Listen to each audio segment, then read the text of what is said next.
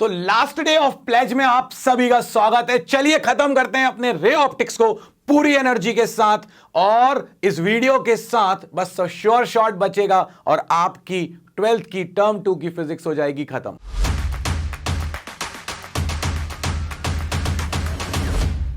तो इस वीडियो में अपन लोग बात करेंगे कॉम्बिनेशन ऑफ लेंसेज की और उसके कुछ केसेस की, और डिस्क्रिप्शन में नीचे लिंक दी हुई है सिंपल माइक्रोस्कोप, कंपाउंड माइक्रोस्कोप और एस्ट्रोनॉमिकल टेलीस्कोप की। जल्दी से जाओ और उनको कंप्लीट करो इस वीडियो के बाद, और फिर आपके पास आ रहा है श्योर शॉट का वीडियो, जहां से आपको क्वेश्चन आंसर सारी चीजें मिल जाएंगी। आपकी प्लेज कंप्लीट हो जाएगी, आपके टॉपिक कंप्लीट हो जाएंगे श्योर शॉट क्वेश्चंस के साथ। बाबा जी अभी हाथ छोड़ेंगे नहीं, चिंता मत करो, पेपर तक पूरे टाइम पकड़ के रखेंगे तुमको। तो अब अपने पास जो आता है नेक्स्ट टॉपिक, वो है कॉम्बिनेशन ऑफ लेंसेज का। एक लेंस मेरे पास ये है कॉन्वेक्स, दूसरा लेंस ये है मेरे पास कॉन्वेक्स। जरूरी नहीं है दोनों कॉन्वेक्स हो, मगर दोनों कॉन्वेक्स लेकर अपन आसानी से डेरिवेशन कर लेते हैं। फिर एक कॉन्वेक्स और एक कॉन्केव के साथ भी इस डेरिवेशन को कर लेंगे। यहां पर मेरे पास दो लेंसेज हैं।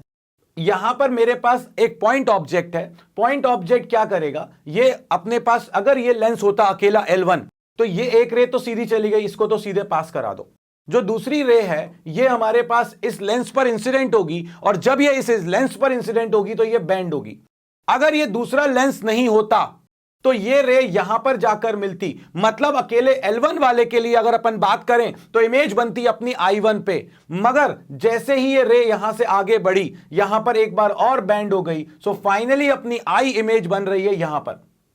ठीक है, सबसे पहले अजम्पशंस देख लो। अजम्पशंस ये हैं कि लेंसेज आर वेरी थिन, बहुत छोटे, बहुत थिन लेंसेज हैं। छोटे तो नहीं कहेंगे, पतले लेंसेज हैं। इसके बाद दूसरी चीज, ऑब्जेक्ट इज पॉइंट साइज। ये ऑब्जेक्ट जो है ये पॉइंट साइज ऑब्जेक्ट है। बस ये दो अजम्पशंस जरूर मेंशन कर देना अपने डेरिवेशन में। अब इस डेरिवेशन को बनाते हैं आसान और चलते हैं बूटी सेक्शन में।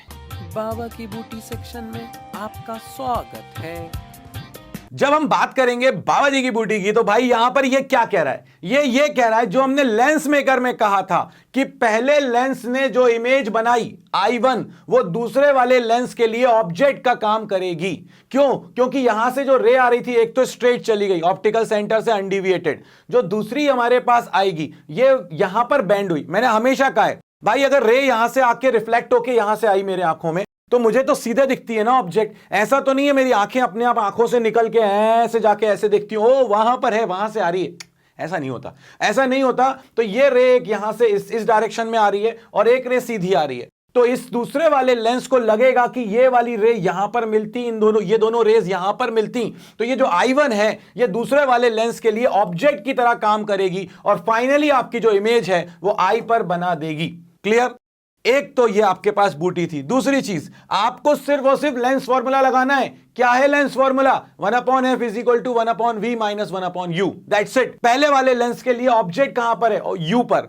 क्योंकि अपन लोग एक डेरिवेशन से डेरिवेशन कर रहे हैं, एक फॉर्मूले से ड्राइव कर रहे हैं, तो पहले 1/f is equal to 1/v minus 1/u derive कर चुके हैं, उसमें साइन कन्वेंशन रख चुके हैं। इसीलिए अब अपन को डेरिवेशन से जब डेरिवेशन करते हैं तो साइन कन्वेंशन रखने की कोई जरूरत नहीं है। तो पहले वाले लेंस के लिए ऑब्जेक्ट है U पर, इमेज है V1 पर। दूसरे वाले लेंस के लिए ऑब्जेक्ट है V1 पर, इमेज बन रही है V पर। कहानी खत्म हो गई दोस्तों, 1 सेकेंड के अंदर ये डेरिवेशन ओवर। पहले वाले लेंस की फोकल लेंथ f1, दूसरे वाले लेंस की फोकल लेंथ f2। ठीक? क्लियर? चलो, अब पहले वाले लेंस के लिए ऑब्जेक्ट है अपने पास U पर, माइनस U नहीं रखना। क्यों? क्योंकि डेरिवेशन से डेरिवेशन कर रहे हो। इमेज कहां पर है? आपकी V1 पर बन रही है। सो ये हो गया आपके पास 1/f1 is equal to 1/v1 image की जगह पे ऑब्जेक्ट डिस्टेंस U। इसके बाद सेकेंड लेंस के लिए ये ऑब्जेक्ट की तरह काम कर रहा है, तो ये हो गई ऑब्जेक्ट डिस्टेंस। सो आपके पास आ जाएगा ऑब्जेक्ट डिस्टेंस इज प्लस का V1 and image distance is also V। Plus minus की टेंशन नहीं है। क्यों? क्योंकि फाइनली इमेज यहां पर बन रही है। सो ये आपके पास हो गई इमेज डिस्टेंस, और फोकल लेंथ है f2, तो 1/f2 is equal to 1/v minus 1/v1। यार ये इसकी तो कोई जरूरत ही नहीं है ना।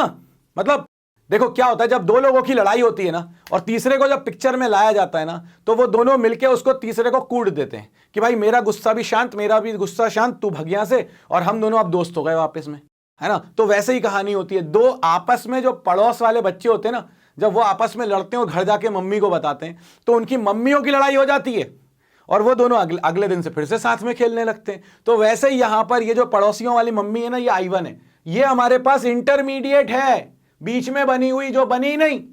हमें लगा कि ये अकेला होता तो यहां बना देता, तो ये V1 को हमें डेरिवेशन में चाहिए ही नहीं, क्योंकि फाइनली आपकी इमेज I पर बन रही है और इनिशियली आपकी ऑब्जेक्ट O पर रखी हुई थी। तो अब क्या होगा, अब अपन इसमें से गायब करो V1 को, दिख गया ये इक्वेशन 1, ये इक्वेशन 2, इसमें V1 प्लस का है, इसमें 1/V1 माइनस का है। अगर दोनों को ऐड कर दें तो फाइनली आप 1/F1 plus 1/F2 is equal to 1/V1 minus 1/U, 1/V minus 1/V1 ये रख दिए।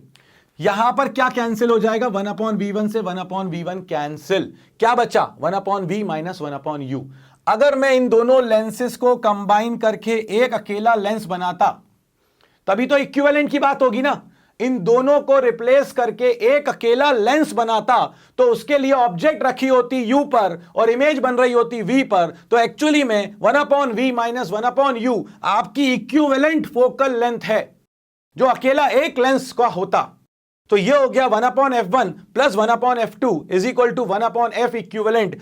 आपकी जो फोकल लेंथ आ जाएगी, एलसीएम ले लो चाहो तो F इक्विवेलेंट हो जाएगा F1 F2 upon F1 plus F2, या फिर 1/, फोकल लेंथ होती है पावर, तो P equivalent is equal to P1 plus P2। यार ये तो समझ में आ गया। जब अपन लोग जाते हैं आई टेस्ट करवाने के लिए तो वो बड़ा सा एक वियर्ड टाइप का चश्मा अपनी नाक पे रख देते हैं और उसके बाद एक लेंस, फिर दूसरा लेंस, फिर तीसरा लेंस, ऐसे लगाते जाते हैं। तो वो एक्चुअली में कर क्या रहे होते हैं, वो पावर बढ़ा रहे होते हैं। सीरीज में लेंस लगा के, सीरीज में लेंस लगाते हैं तो वो पावर चेंज हो रही होती है। और कई बार अपन जब पागल बना रहे होते हैं ना, जबरदस्ती, मैं बताऊं, मैं गया था एक बार, मुझे शौक चढ़ गया था कि चश्मा लगना चाहिए। तो उसने क्या करा, उसने मुझे चश्मा पहनाया, मुझसे दूर का कहा पढ़ने के लिए। अब मुझे तो शौक था कि मुझे तो चश्मा लगना चाहिए, तो मैंने ना उनको बोला मुझे कुछ नहीं दिख रहा नीचे का। उसने क्या करा, उसने ना एक नंबर लगाया। तो मैंने कहा यार नंबर सा लग रहा है, थोड़ा भड़बड़ा सा दिख रहा है, अभी और नंबर बढ़वा लेना चाहिए, थोड़ा सा अच्छा लगना चाहिए ना, नंबर का चश्मा पहन रहे हैं अपन। तो मैंने कहा नहीं अभी क्लियर नहीं दिख रहा। फिर उसने क्या करा, उसको हटा के प्लेन ग्लास लगा दिया होगा। मुझसे कहता अब कैसा दिख रहा है, मैं कहा बिल्कुल क्लियर दिख रहा है। फिर बाद में पापा को बाहर ले जाके बोलता है ये झूठ बोल रहा है, ये नंबर का लगाने पे क्लियर नहीं दिखता, इसको बिना नंबर का लगाओ दिखाओ, तो बोलता है क्लियर दिख रहा है, इसका नंबर चश्मा वश्मा नहीं लगा। उस दिन बड़ा डिप्रेस होकर मैं घर आ गया कि यार इसने मुझे पागल बना दिया दुकान वाले ने। बड़ा ईमानदार दुकान वाला था यार, मगर कोई बात नहीं। बाद में फिर ज़्यादा पढ़ाई कर ली तो अपने आप ही चश्मा लग गया। अब ये नाक पे टंगा ही रहता है पूरे टाइम। चलो तो अपन आगे की बात करते हैं। जब सीरीज में लगे होते हैं लेंसेज तो उनकी जो पावर होती है वो ऐड हो जाती है। और यहां से अब अपन आगे बढ़ते हैं। अगर आपसे कोई कहे, ये एनसीईआरटी में दिया हुआ है बट कोई क्वेश्चन नहीं पूछता इस पर बेस्ड, और पता नहीं क्यों इसका यूज करके अपन जब कोई न्यूमेरिकल करते हैं ना तो उसमें भी आंसर्स गड़बड़ आते हैं। बट सिर्फ फॉर्मूला बता रहा हूं तुमको। अगर दोनों लेंसेज के बीच में डी का गैप आ जाए तो 1/F equivalent is equal to 1/F1 plus 1/F2 तो था ही, मगर पहले दोनों चिपके हुए थे लेंस, अब उनके बीच की डिस्टेंस है D, तो यह आ जाएगा D/F1F2। फॉर्मूला है, याद कर लो। एक स्पेशल केस, यहां पर जो केस मैं तुमको बताने जा रहा हूं, अपन लोग जो स्पेक्स लेते हैं, मतलब जो सन ग्लासेस लेते हैं, वो भी तो कर्व्ड होते हैं ना। अगर वो कर्व्ड होते हैं बाहर से, अब बीच में तो तुमको कुछ पता नहीं है क्या है, बट अंदर से ऐसे कर्व्ड होते हैं, बाहर से ऐसे कर्व्ड होते हैं। अब अगर कर्व्ड है तो वो तो लेंस हो गया, फिर वो 0 पावर का कैसे हुआ? तो एक्चुअली में होता क्या है वो बताने जा रहा हूं तुमको। जैसे एक कॉन्वेक्स है, उसके साथ एक कॉनकेव को लगा दिया, और अगर आपने एक कॉन्वेक्स है तो उसकी फोकल लेंथ तो आपके पास प्लस हो गई, कॉनकेव की फोकल लेंथ तो माइनस हो जाएगी। और अगर दोनों की फोकल लेंथ सेम हुई तो 1/F equivalent is 1/F1 plus 1/F2 में आप इसको दोनों को F रख दो। अब ये कैंसिल हो जाएंगे तो 1/, फोकल लेंथ यानी कि पावर आ गई 0, या फिर फोकल लेंथ आ गई 1/0 यानी कि इंफिनिटी। तो ये एक ग्लास स्लैब की तरह काम करता है। इसीलिए जब आप मार्केट में परचेस करने जाओ सन ग्लासेस तो एक काम करना, ट्यूबलाइट के नीचे रख के देख लेना, अगर वो सीधी स्ट्रेट ट्यूबलाइट की इमेज बना रहा है तो आपका सन ग्लासेस सही है, और उसने थोड़ी बहुत इधर उधर वियर टाइप की इमेज बनाई तो समझ लेना वो सन ग्लासेस के ऊपर जो बन रही है इमेज, अगर वो गड़बड़ बन रही है तो वो भाई 100 रुपये वाला रेबन खरीदने की आवश्यकता नहीं है, नहीं तो महंगे होने के पूरे चांसेस बनते हैं। ठीक है, सो ये अपने पास थे कुछ अच्छे केसेस, कुछ अच्छे क्वेश्चंस। इसके अलावा जो वीडियोस की आपको जरूरत है वो नीचे डिस्क्रिप्शन में दिए हुए, न्यूमेरिकल का भी और लॉजिकल रीजनिंग का भी, और इसके साथ में सिंपल माइक्रोस्कोप, कंपाउंड माइक्रोस्कोप और एस्ट्रोनॉमिकल टेलीस्कोप के वीडियो दिए हुए हैं उनको भी सीक्वेंस में देखना अत्यंत आवश्यक है। तब जाकर आप कहोगे कि ओम भूर्भुवः स्वाहा, खत्म, कहानी हो गई, पूरा अपना का सिलेबस हो गया और मुझे अब आता है। मैंने कहा था सारी चीजों से गो थ्रू होना बहुत जरूरी है। इन 20 दिनों में मैंने आपसे सिर्फ और सिर्फ मांगे थे 1 घंटे। इस 1 घंटे की कीमत जिसने दी होगी ना वो समझ गया होगा और अब तुम तैयार हो आगे के लिए। और आगे क्या करना है वो बताएंगे बाबा जी आपको। उन 6 दिनों में भी बाबा जी आपका हाथ नहीं छोड़ेंगे, बिल्कुल भी चिंता मत करो। हाथ भी नहीं छोड़ूंगा, साथ भी नहीं छोड़ूंगा। तो मार्क्स क्या, मार्क्स के तो पापा को भी आना पड़ेगा। मिलते हैं नेक्स्ट शॉर्ट के वीडियो में और भी बहुत सारे इंफॉर्मेटिव वीडियोस में प्लेज के बाद। तब तक के लिए बाबा जी की तरफ से जय हो।